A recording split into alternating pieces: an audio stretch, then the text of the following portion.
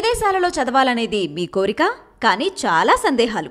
వీటన్నిటికీ full stop పెట్టి మీ dreams fulfil చేసుకోండి. Contact Videsh consults.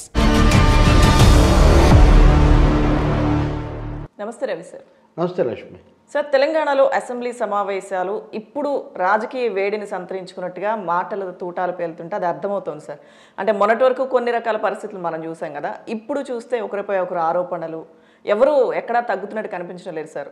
ఇవాళ జరిగిన సమావేశాలు కూడా మొదలైంది ఈ రోజే కదా. వాస్తవంగా గవర్నర్ ప్రసంగమే గత ప్రభుత్వం మీద తీవ్రంగా దాడి చేశారు. ఇంకా దాదాపు ఆ ప్రభుత్వం విధ్వంసం చేసింది.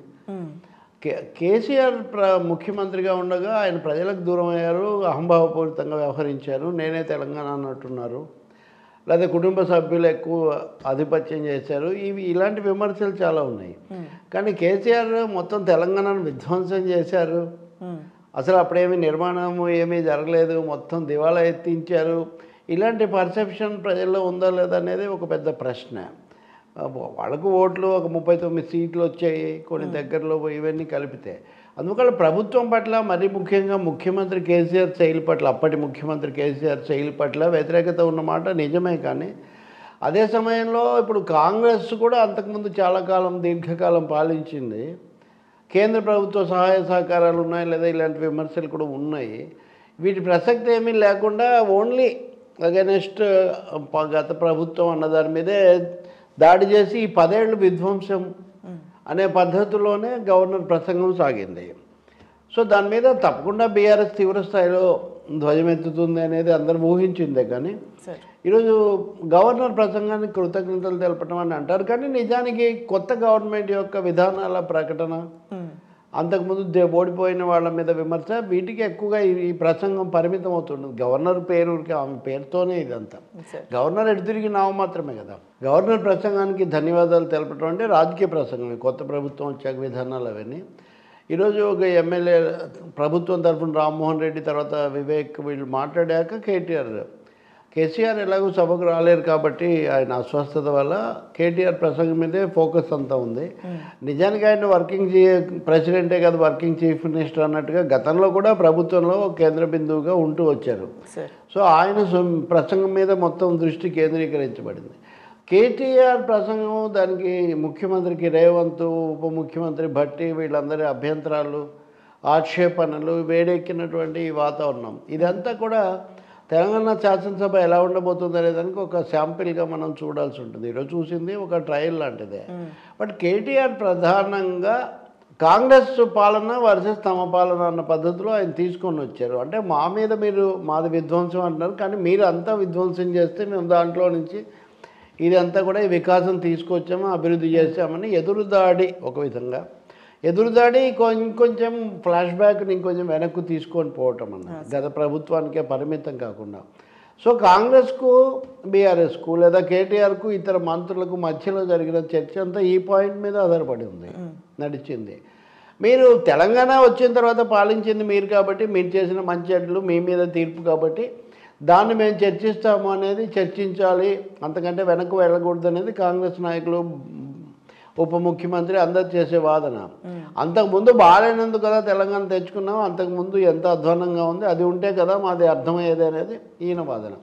సో ఈ క్రమంలో ఉదాహరణకు అప్పులు చాలా పెరిగాయి, విద్యుత్ శక్తి అప్పులు, లేకపోతే పౌర సరఫరాల శాఖ అప్పులు. అంటే మీరు పౌర సరఫరాల శాఖ దగ్గర ఉన్న స్టాక్స్ ఎందుకు చూడరు, విద్యుత్ శక్తి శాఖలో మేము ఏర్పాటు చేసిన అసెట్స్ మీరు ఎందుకు చూడరు, అలాగే మేము తెచ్చినంత productive debt. So it is a defence cum offence KTR ప్రసంగం. మేము ఇవన్నీ చేసాము, మీరు దాన్ని చూడట్లేదు. కాంగ్రెస్ హయాంలో ఈ గంజి కేంద్రాలు, ఫ్లోరోసిస్, ఇవన్నీ నిజానికి ఉద్యమ కాలంలో వాళ్ళందరూ కూడా చెప్పినవే, వీళ్ళు కూడా చెప్పినవే అప్పుడు, కాంగ్రెస్ వాళ్ళు కూడా. కాబట్టి తీవ్ర స్థాయిలోనే, అంటే ఏమాత్రం తగ్గేదేలే అనే పద్ధతిలో ఉండాలని బీఆర్ఎస్ నిర్ణయించుకున్నట్టు మనకు అర్థమవుతుంది. అదే సమయంలో కాంగ్రెస్ అంతమంది మంత్రులు వచ్చి, చివరకు రేవంత్ రెడ్డి ముఖ్యమంత్రి కూడా వచ్చి మాట్లాడి, ఇవన్నీ ఎందుకు జరిగాయంటే ఈ నెరేటివ్ కనుక ఇప్పుడు వస్తే ఇది ఏమాత్రం రాజకీయంగా తమకు అనుకూలంగా ఉండదు. చర్చ కేసీఆర్ పాలన తీరు, దాని వైఫల్యాలు, దాని మీద ఉండాలనేది కాంగ్రెస్ యొక్క కోరిక. అందుకనే ఈ రభసనండి, ఈ రణమనండి మనం రాబోయే రోజుల్లో కూడా చూడాల్సే ఉంటుంది. ఇప్పటివరకు చెప్పుకున్నవన్నీ మామూలు మర్యాద మాటలు, ఏకగ్రీవ సంతకాలు అవన్నీ ఊరికే పై వ్యవహారాలు మాత్రమే. నిజంగా అయితే శాసనసభ ఒక తీవ్ర సంఘర్షణకు దారి తీస్తుంది తప్పనిసరిగానే అర్థమవుతుంది మనకు. సార్, అయితే రేవంత్ రెడ్డి ఢిల్లీ ప్రజలు ఎన్నుకున్న ముఖ్యమంత్రి కాదు అని మాట్లాడడం కానీ, హామీలకు సంబంధించి ఏమైంది, రైతు రుణమాఫీ, ఇటువంటి అంశాలు ప్రధానంగా వీటి మీద కేటీఆర్ ఫోకస్ చేసినట్టుగా కూడా ఇవాళ జరిగిన దాన్ని బట్టి తెలుస్తుంది కదా సార్. అది నిజమే. అంటే అదే కదా, మేము ప్రజల నిజమైన తెలంగాణకు మేము వారసులం. మా కేసీఆర్ వారసుడు. రేవంత్ రెడ్డి ప్రజలు ఎన్నుకున్న ముఖ్యమంత్రి కాదు, ఈయన నామినేటెడ్ ముఖ్యమంత్రి, అలా ఢిల్లీ రుద్దిన ముఖ్యమంత్రి అని చెప్పాలనేది. బట్ మెజారిటీ ఉన్న పార్టీ వాళ్ళ ముఖ్యమంత్రిని ఎలా ఎన్నుకుంటుంది అనేది వాళ్ళ ఇష్టమే, కానీ దాన్ని వీళ్ళు నిర్ణయించలేరు కదా. కానీ రాజకీయంగా ఆ మాట వీళ్ళు అంటూ ఉన్నారు. అందుకే కదా ఆయన దామోదర్ రాజనరసింహ ఎవరో లేచి మా పార్టీలో ఒక పద్ధతి ఉంది, దాని ప్రకారం మేము వెళ్తాం, నేను కూడా అదే చెప్తున్నాను మళ్ళీ ఈయన అనడం. అంటే వీళ్ళు రేవంత్ రెడ్డి ప్రభుత్వాన్ని ఏమాత్రం రేవంత్ రెడ్డిని మీ నాయకుడు కాదు, మీరు ప్రజలు ఎన్నుకోలేదు, అంతకంటే సీనియర్ల పేర్లు అతను చాలాసార్లు చెప్తున్నాడు. అలాగే సిరిసిల్లలో కేటీఆర్ చీమలు పెట్టిన పుట్టలో పాము చేరినట్టుగా అంతకుముందు కేకే మహేందర్ రెడ్డి దాన్ని డెవలప్ చేస్తే ఈయన వచ్చి చేరాడు కేటీఆర్ అని రేవంత్ రెడ్డి చెప్తే, భట్టి విక్రమార్క, ఉత్తమ్ వీళ్ళందరూ ఆ పార్టీని డెవలప్ చేస్తే రేవంత్ రెడ్డి వచ్చి ఇక్కడ చేరాడు అనే ఒక థీమ్ అనే ప్రత్యారోపణ కేటీఆర్ చేస్తున్నారు. ఇదంతా వన్ అప్ మ్యాన్షిప్, మాటకు మాట, ఎదుటి వాళ్ళని కాస్త ఇరకట్టంలో పెట్టే ఒక పద్ధతి. దాంతోపాటు ఒక పెద్ద ఆలోచన కూడా ఉండొచ్చు సార్. అంటే కాంగ్రెస్కు మెజారిటీ తక్కువగా ఉంది కాబట్టి రేవంత్ రెడ్డి ఏం వీళ్ళందరూ నాయకుడు కాదు, ఈయన అన్యాయంగా కాంగ్రెస్లో అంతర్గతమైన వైరుధ్యాలను, విభేదాలను పెంచడానికి, ఒక విధంగా వాటిని ఎత్తి చూపడానికి కేటీఆర్ తీవ్ర ప్రయత్నం చేసినట్టు మనకు అర్థమవుతుంది. ఇంకొక దశలో ముఖ్యమంత్రి కూడా స్వయంగా జోక్యం చేసుకొని ఆయన చేసింది చూస్తే ఆయనది కూడా ఎదురుదాడి, విసురులు దాంట్లో చాలా ఎక్కువగా ఉన్నాయి. ముఖ్యంగా కేసీఆర్ గురించి, కేసీఆర్ కూడా కాంగ్రెస్ నుంచి వచ్చిన వాడే అనేది ఒకటైతే, రెండోది కేటీఆర్ను ఎన్ఆర్ఐ అంటుంటారు కాబట్టి నాన్ రిలయబుల్ ఇండియన్స్ అని అనటం, ఆంబోతులు అచ్చోసిన ఆంబోతుల్లాగా రాకూడదని అంటాం. వీటన్నిటిలో అంటే రేవంత్ రెడ్డి నిలదొక్కుకోవడానికి ఆకర్షించడానికి ప్రధాన కారణం తీవ్ర స్థాయిలో కేసీఆర్ను ఎదుర్కోవటం అనేది ఆయన శిబిరం యొక్క పర్సెప్షన్. సో దాన్ని ఏమాత్రం తగ్గకూడదు, సీఎంగా కూడా దాన్ని అదే కొనసాగించాలన్న పద్ధతిలో ఆయన ఈరోజు మాట్లాడినట్టు మనకు అర్థమవుతుంది. అయితే నాన్ రిలయబుల్ ఇండియన్స్ అంటాం అనేది ఆయన కేటీఆర్ను ఉద్దేశించి అన్నప్పటికీ మిగతా వాళ్ళకు కూడా కొంచెం నొప్పి కలిగించే విషయం. ఎందుకంటే విదేశాల్లో ఉన్న వాళ్ళందరూ ఇండియన్స్గా నాన్ రిలయబుల్ అంటే దాని మీద ఎవరెవరు ఎలా స్పందిస్తారో, ఆయన ఎలా సర్దుకుంటారో నాకు తెలియదు. కానీ ఇంకా మిగతావంటే సమర్థన కోసం ఎదురుదాడి ఇలాంటివే. కాబట్టి అందులో సబ్స్టెన్స్ రీత్యా తక్కువే అనుకోవాలి మనం. ఇట్ ఈస్ మోర్ ఏ పంచుల కోసమే. దానికి మళ్ళీ ఈయన కూడా అదే స్థాయిలో ఈయన కూడా మీరు మీ అధ్యక్షురాలే విదేశాల నుంచి వచ్చారని, కాబట్టి ఎవరి అస్త్రశస్త్రాలు వాళ్లకు పుష్కలంగా ఉన్నాయనేది మనకు ఒకటి అర్థమవుతుంది. విధానపరమైన అంశం దీంట్లో అసలు పెద్దగా చర్చకు రాలేదు. రెండవది కేంద్రం అనేది ఇద్దరి మధ్య మూడో వాడికి లాభమని కేంద్రం ప్రస్తావన లేకపోవడం చాలా ఆశ్చర్యం కలిగిస్తుంది.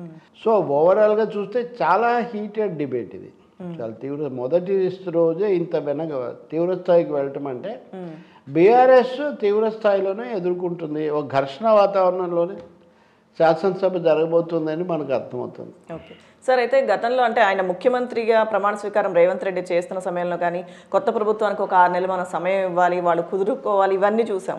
అంటే ఎన్ని ప్రకటనలు చేసినా కానీ రాజకీయాల్లోకి అనేది దిగిన తర్వాత అవేమి ఉండవా సార్? ఎవరి దాడి వాళ్ళు మొదలు పెట్టేస్తారనే పరిస్థితులే ఉంటాయా? కొత్త ప్రభుత్వానికి సహకరించడం, వాళ్ళ హామీలు అమలయ్యడానికి తోడ్పడటం అనేది ఒక భాగం. రేవంత్ కూడా అడిగారు కదా ఆ మాటకు వస్తే, ముఖ్యమంత్రి వచ్చి అక్కడికి ప్రతిపక్ష నేతగా కేసీఆర్ వచ్చి మాకు ఆయన సూచనలు చేయాలి, ఇవన్నీ కూడా. అయితే రాజకీయ రణం రాజకీయంగా జరుగుతూనే ఉంటుంది. సమయం ఇస్తారా లేదా అంటే మీరు ఇంకో రూపంలో దీన్ని చూడవచ్చు. 100 రోజులు ఈ రోజు నుంచి లెక్క పెట్టుకోండి, 100 రోజులు మార్చి 17వ తారీఖు కౌంట్ డౌన్ స్టార్ట్ అవుతుందని ఒక మాట అన్నారు. అంటే సమయం ఏముంది, మార్చి 17 వరకు ఇస్తారనమాట మ్యాక్సిమం. అప్పటి వరకు లెక్కలు చూడడం దీనికే సరిపోతుంది కదా. అంటే మార్చి 17 తర్వాత ఈ ప్రభుత్వానికి కౌంట్ డౌన్ అంటే దీని పతనం ప్రారంభం అవుతుందని చెప్తున్నారు కేటీఆర్ ఇంకా సూటిగా. అంటే ఈ 6 నెలలు అని ఒక లెక్క ఏదో నడుపుతున్నారు కదా. ఈ 6 months థియరీకి బేస్ ఏంటో మనకు తెలీదు. కానీ 3 నెలల వరకు ఉంటుంది. 3 నెలల నుంచి కౌంట్ డౌన్ అంటే ఇంకా 6 నెలల నాటికి ఇది ఉండదు, 100 రోజులు, మళ్ళీ 3 నెలలు.